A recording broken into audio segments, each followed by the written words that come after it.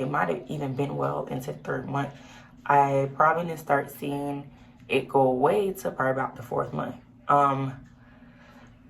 For me, that was just the longest time ever for me. And it was just aggravating because she was going to a pediatrician, and the pediatrician kept saying that, oh, I had to shape her head. I had never heard that. I'm like, what am I shaping? You couldn't shape no bones in her head or anything like that. And my doula was like, no, he's not saying the right thing. And the midwife was like, no, just leave it. So that was frustrating itself. And that's one of the times where I say, as a parent, you have to trust your own instincts, because sometimes these doctors don't know what they're talking about. And they'll just say whatever just to get you out their face or whatever. And they go to school for this, but don't seem to know. So we asked for a specialist. He kind of got mad about that. But by the time we got recommended for the specialist just to check to make sure everything was okay, she had her lump was already going down. So Savannah didn't suffer anything from that. Takes some babies time to heal faster than others, and in these cases Savannah took a longer time, but she's here now, she's healthy, and that's all that matters.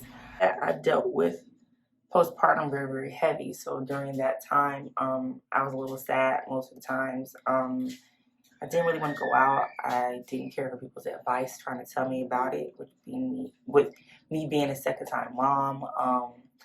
I went through anxiety terribly. And I know, you guys, if you saw from the last video, that I went through it during pregnancy, but it got much, much heavier after delivering birth. I would cry sometimes, get very combative about things. I felt like I was in Savannah's best interest than anybody else, even her own dad. I was arguing with him most of the time. So I had never experienced postpartum with my first daughter, so this was very new to me. Being with my second daughter, it was just like, wow, this is real, and this is what a lot of moms are going through. I can remember the time I was at the Frost Museum with the children, and this mother came up to me, this random white lady came up to me, and she was like, you're doing a great job. I just want you to know that. She was like, you're doing such a great job. And that made me tear up. But it was so happy to hear, because, you know, it just shows you that we're human and mothers do know what we go through, and it is a sacrifice, but at the same time, it's a beautiful sacrifice for us to have these beautiful children to come into this world. And we do get a lot from it, but I don't think people really understand that as much, what we do to have children. But that just made my whole day. Okay, so we're in Sam's right about now, and we're shopping. Shopping for us is a bit tedious because we get so much stuff for the kids. Say hi, Savannah. I normally put Savannah in this because it's easier for me to deal with her, and she likes it, and she's a bit nosy, so she likes to look around and see. And it's just doable for her. She doesn't fuss, she doesn't complain. She just makes a lot of noise because she wants to see everybody. So we're a bit stout today for the holidays. We have a lot of stuff to get for our family members, and just us in general.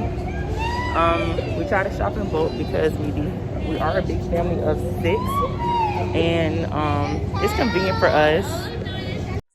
Okay, so I just had to show you guys how, like, some days, like, look, I wake up in the morning and my stomach is flat.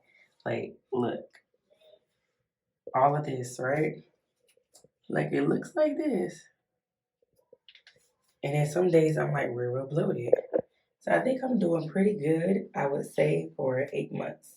Well, 8.5 months postpartum without no workout or nothing. So this is what we're going to work with. And I've been very transparent with what's going on, I'd say, for how I look.